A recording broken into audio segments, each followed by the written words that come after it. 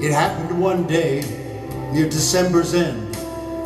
Two neighbors called on their old-time friend, and they found his shop so meager and mean, made gay with 1,000 boughs of green.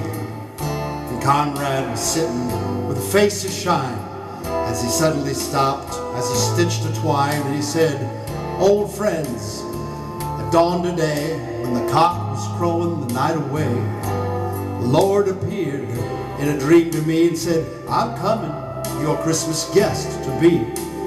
So I've been busy with my feet astir, strewing my shop with branches of fir.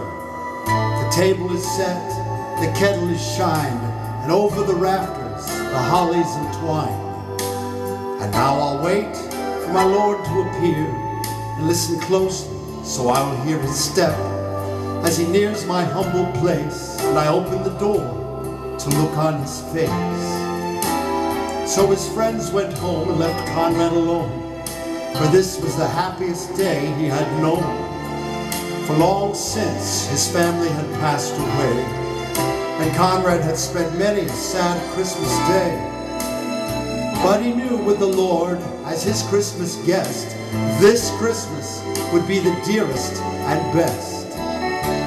So he listened with only joy in his heart. With every sound he would rise with a start and look for the Lord to be at his door, just like the vision he'd had a few hours before. So he ran to the window after hearing a sound, but all he could see on the snow-covered ground was a shabby beggar whose shoes were torn and all of his clothes were ragged and worn. But Conrad was touched, and he went to the door and he said, "Your feet must be frozen and sore.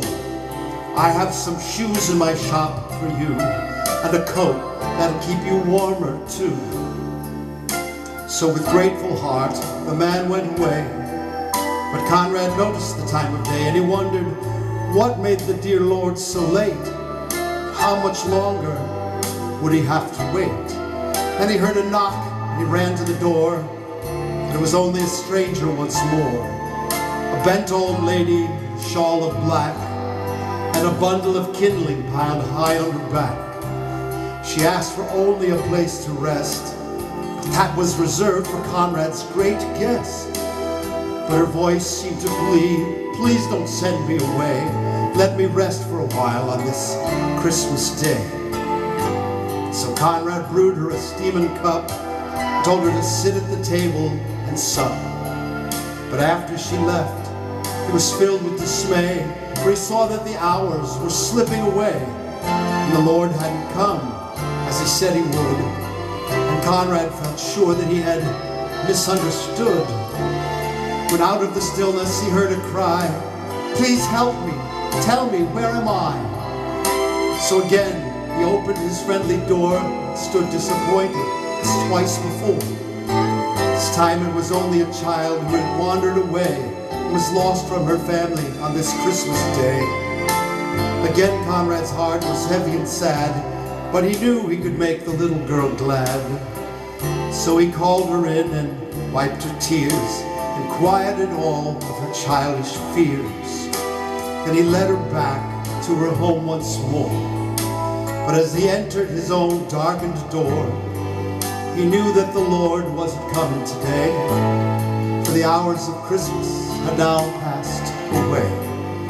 So he went up to his room and he knelt down to pray and said, "Dear Lord, why did you delay? What kept you from coming to call on me? For I had wanted so much your face to see." And soft in the silence, a voice he heard, "Lift up your head, for I kept my word. 3 times my shadow crossed your floor. 3 times I came to your lonely door.